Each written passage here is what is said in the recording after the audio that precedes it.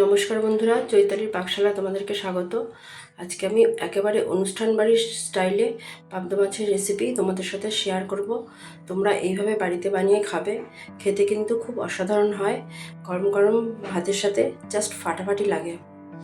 দেখো বন্ধুরা, আমি পাবদা মাছটা কীভাবে বানিয়েছি তোমরা দেখে নাও। দেখো, ফার্স্টে আমি কড়াই নিয়ে নিলাম, কড়াইয়ে সর্ষের তেল দিয়ে দিচ্ছি, তেলগুলো গরম হচ্ছে। এবার দেখো, এই পাবদা মাছগুলোকে আমি নুন হলুদ আর সর্ষের তেল মাখিয়ে আধ ঘন্টা মতন রেখে দিয়েছিলাম। এবার কড়াইয়ের তেলটা গরম হয়ে গেছে।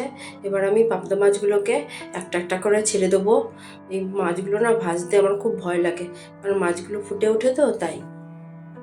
দেখো, মাছগুলোকে আমি এপিট এপিট করে লাল লাল করে ভেজে নেব।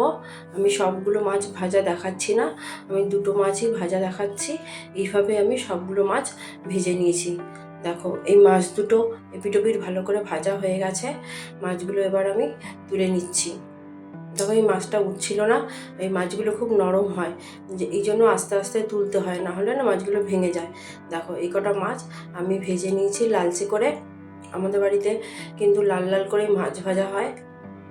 এবার দেখো, ওই তেলের মধ্যেই আমি কালো জিরে ফোড়ন দিয়ে দিলাম, শুকনো লঙ্কা ফোড়ন দিলাম। এবার আমি ফোড়নটাকে একটু ভাজা ভাজা করে নেব, একটু নাড়িয়ে চাড়িয়ে। তোমাদের যদি আমার এই রেসিপিটা ভালো লাগে তোমরা অবশ্যই সাবস্ক্রাইব করবে। এবার দেখো, আমি কি করলাম, পোস্ত বাটা এর মধ্যে দিয়ে দিলাম। পোস্তর সাথে আমি 7-8টা মতন কাঁচা লঙ্কা দিয়ে দিয়েছি, একসাথে বেটে নিয়েছি মিক্সিতে। এবার আমি এর মধ্যে দিয়ে ভালো করে ভেজে নেব। গ্যাসের আঁচটা কম করে ভাজতে হবে, না হলে না ওগুলো পুড়ে যায় বা নিচের দিকে লেগেও যেতে পারে। এবার দেখো, আমি হলুদ দিয়ে দিচ্ছি, হলুদ দিয়ে একটু নাড়িয়ে চাড়িয়ে নেব। এবার আমি এর মধ্যে কাশ্মীরি লঙ্কার গুঁড়ো দিয়ে দিচ্ছি। আমি কিন্তু রান্নাতে লাল লঙ্কার গুঁড়ো ইউজ করি না, কাঁচা লঙ্কা দিয়ে আমি রান্না করি। এবার আমি এর মধ্যে টমেটো পেস্ট দিয়ে দিচ্ছি, 2খানা টমেটো আমি পেস্ট করে নিয়েছিলাম, দিয়ে এবার আমি ভালো করে কষিয়ে নেব।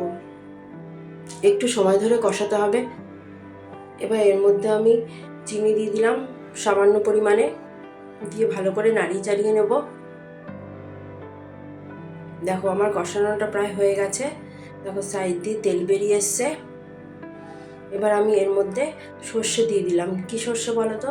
যে সর্ষের গুঁড়োগুলো দোকানে কিনতে পাওয়া যায়, ওগুলো আমি একটু জল দিয়ে আর একটু নুন দিয়ে ভিজিয়ে রেখেছিলাম, সেগুলো আমি দিয়ে দিয়েছি। আমি কোনো রকম সর্ষে বাটা দিইনি। এবার ওই জলটা ধোয়া মিক্সি বাটির মধ্যে যে জল লেগে থাকে, ওইগুলো একটু ধুয়ে আমি এর মধ্যে জলটা দিয়ে দিলাম। খুব বেশি জল দিইনি, আমি এখানে 1 গ্লাস মতন জল দিয়ে দিয়েছি। এবার এর মধ্যে আমি পরিমাণ মতো নুন দিয়ে দিলাম, আর আমি সামান্য একটু চিনি দিয়েছিলাম, সেটা আমি কোনো কারণে ভিডিও করতে ভুলে গেছি। এবার আমি কাঁচা লঙ্কা চিড়ে দিয়ে দিয়েছি এর মধ্যে, দিয়ে ভালো করে নাড়িয়ে চাড়িয়ে নিয়ে আমি ঢেকে রাখবো। এই রান্নাটা কিন্তু খুব তাড়াতাড়ি হয়ে যায়, 7-8 মিনিট ঢেকে রাখলেই হবে।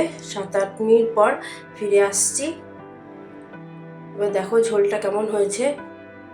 দেখো, ঝোলটা কিন্তু এখনও পুরোপুরি ঘন হয়নি, একটু পাতলা পাতলাই আছে। আমি একটু ভালো করে নাড়িয়ে চাড়িয়ে নেব। এবার আমি এর মধ্যে আস্তে আস্তে মাছগুলো ছেড়ে দেবো। মাছগুলো কিন্তু খুব বড় না, আবার খুব ছোটও না, মাঝারি আকারের। এই জন্য আস্তে আস্তে মাছগুলো ওর মধ্যে দিয়ে খুব হালকা হাতে ঝোলের সাথে মিশিয়ে দিতে হবে। আর একটা কথা বলি, আমি কিন্তু এইবার ফার্স্ট টাইম আমি আলু ছাড়া মাছ রান্না করছি, কারণ আমাদের বাড়িতে জানো তো, আলু ছাড়া কোনো কিছু রান্না করা চলবেই না, সবাই আলু খেতে খুবই পছন্দ করে।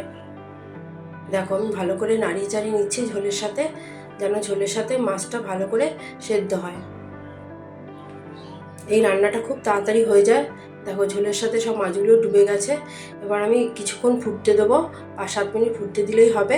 দেখো, ঝোলগুলো একদম ঘন হয়ে গেছে। আমার কিন্তু রান্নাটাও হয়ে গেছে।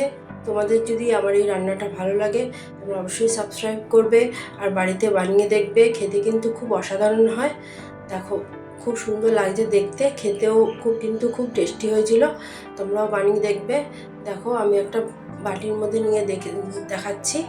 By friends, tata.